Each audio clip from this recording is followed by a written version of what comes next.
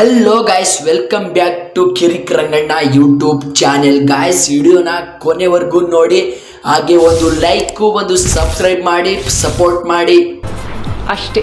ಸಚಿವ ಸಂತೋಷ್ ಲಾಡ್ ಪ್ರಧಾನಮಂತ್ರಿನೇ ಬದಲಾಗಬಹುದು ಅಂತ ಅವ್ರದೊಂದು ಕಿಂಡಲು, ಅದು ನಮಗೂ ಮಾಹಿತಿ ಇದೆ ಅಂತ ಅವ್ರು ಹೇಳಿದ್ದಾರೆ. ಕಾಂಗ್ರೆಸ್ಗೆ 135 ಸೀಟ್ ಬಂದಿದ್ದೆ ಶಾಪವಾಗ್ತಾ ಇದೆ ಅಂತ. ಶಾಪನೋ ಇನ್ನೊಂದು ಯಾರು ಶಾಪ ಆಗಿದ್ದಕ್ಕೆ ವರ ಕೊಟ್ಟಿದ್ದು ನೀವೇನು ಕತೆ ಕಾಯ್ತಾ ಇದ್ರ ಕೊಡವಾಗ ಹಂಗಾರೆ ನಿಮ್ಮನ್ನ ಕೇಳ್ಕೊಳ್ಳಿ ಫಸ್ಟ್, ಅವ್ರನ್ನ ಕೇಳ್ತೀರಿ. ಒಪ್ಪಿಕೊಂಡೆ ವೆಂಕಟೇಶ ಆಲಿಯಾಸ್ ಕೋಳಿರಾಮ. ಸಾರಿ, ಅವ್ರು ಕೇಳಿದ್ರ ನಿಮ್ಮನ್ನ 135 ಕೊಡು ನನಗೆ ಅಂತ? ನಾನು ಹೆಂಗ್ ಕೊಡೋದು, ಜನ ಕೊಟ್ಟಿರೋದು. ಅದನ್ನೇ ನಾನೇನು, ನೀವು ಅಂದ್ರೆ ಜನನ್ನೇ ಕೇಳ್ತಿರೋದು. ಜನನ್ ಕೇಳ್ಕೊಳ್ಳಿ. ಮತ್ತೆ ಶಾಪ ಆಯ್ತೋ ಅಂತಂದ್ರೆ ಕೊಡಿ ಕೇಳಿದ್ರ ಅವರು? ಸ್ಥಾನಗಳು ಬಂದಿದ್ದಕ್ಕೆ ಕೇಳಿದ್ರ ಅವರು? ಇಲ್ಲ. ಯಾಕೆ ಕೊಟ್ರಿ? ಮತ್ತೆ ಕೊಟ್ಮೇಲೆ ಬಾಯ್ ಮುಚ್ಕೊಂಡು ಅನುಭವಿಸಿ. ಓದ್ತಿರೋ ಏನೋ ಈಗಿನ ಕಾಲದ ಹುಡುಗರು ಸಣ್ಣ ಸಣ್ಣ ಪ್ರಶ್ನೆಗೂ ಉತ್ತರನೇ ಗೊತ್ತಿಲ್ಲ. ಅವರ ಗುರಿ ಇರಬೇಕಾಗಿದ್ದು ಅಭಿವೃದ್ಧಿ ಕಡೆಗೆ, ಬಟ್ ಇನ್ನೂ ಅವ್ರ ಕುರ್ಚಿಗಳು ಅಭಿವೃದ್ಧಿ ಕಡೆಗೆ ಹೋಗೋಕೆ ದುಡ್ಡೆಲ್ಲಿದೆ? ಕಾಸು ಬೇಕಲ್ಲ. ಫಸ್ಟು ಕಾಸನ್ನೆಲ್ಲ ಹರಿದು ಹಂಚಿ ತಿಂದು ಬಿಟ್ಟಿದ್ದಾರೆ ಗ್ಯಾರಂಟಿ ವ್ಯವಹಾರದಲ್ಲಿ. ಅದನ್ನ ಕೊಡಕ್ಕೂ ಕಾಸಿಲ್ಲ ಇವ್ರ ಹತ್ರ ಇವಾಗ. ಹೌದು. ಎಲ್ಲಿಂದಿದೆ ಅಭಿವೃದ್ಧಿಗೆ ಕಾಸು? ಅಯ್ಯೋ ಬಾಯಿ ಮಣ್ಣಾಕ. ಯಾರ್ಯಾರು ಎಷ್ಟೆಷ್ಟು ಗಬರ್ಕೊಂಡು ತಿನ್ಬೋದೋ ಅಷ್ಟು ತಿನ್ಕೋತಿದ್ದಾರೆ.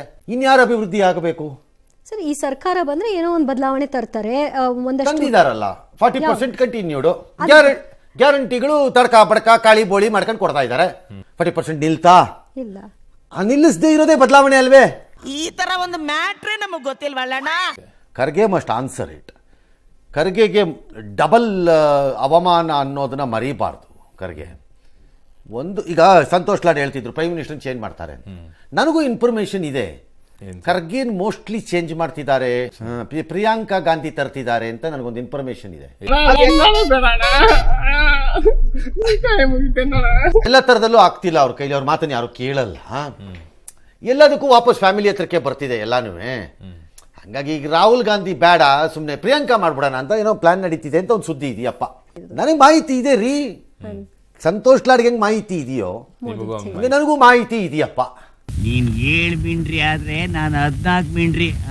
ಒಂದು ಕಡೆ ತಾನೇ ಬಂದಿರೋ ರಾಜ್ಯದಿಂದ ಅದನ್ನು ನಿಭಾಯಿಸಬೇಕು. ಹೌದು. ಇನ್ನೊಂದು ಕಡೆ ರಾಷ್ಟ್ರ ಮಟ್ಟದಲ್ಲಿ ಕುಹಕಕ್ಕೆ ಒಳಗಾಗ್ದಂಗೆ ನೋಡ್ಕೋಬೇಕು. ಅದೆರಡೂ ಆಗ್ತಿಲ್ಲ ಸದ್ಯಕ್ಕೆ. ಬಟ್ ಸ್ಟಿಲ್ ಈಗಲೂ ಬಿಜೆಪಿಯ ಲೆವೆಲಲ್ಲಿ ನಡೀತಿಲ್ಲ.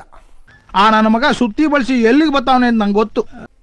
ಬಿಜೆಪಿದು ಯಾವ ನಿಯಂತ್ರಣಕ್ಕೂ ಸಿಕ್ಕದ ಲೆವೆಲ್ಗೆ ಹೋಗಾಗಿದೆ ಅದು. ಅದು ಅದು ಈ ಹಾದಿ ಬೀದಿನಲ್ಲಿ ಚರಂಡಿಲ್ ರಾಡಿ ಮಾಡ್ಕೊಳ್ಳೋಕ್ಕಿಂತ ವರ್ಸ್ಟ್ ಆಗೋಗಿದೆ ಅದು.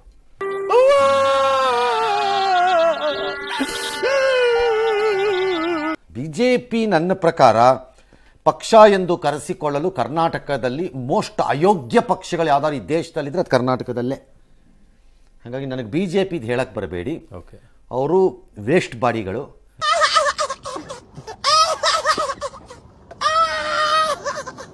ಡಿಸ್ಕಷನ್ಗೆ ಯೋಗ್ಯವಿಲ್ಲದೆ ಇರುವಂತಹ ಕಂತ್ರಿಗಳು ಮತ್ತು ಕಚಡಗಳು.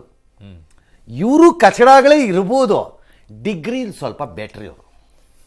ನಿನ್ಗಿದು ಬೇಕಿತ ಮಗನೇ, ವಾಪಸ್ಸು ಒಂಟೋಗು ಶಿವನೇ.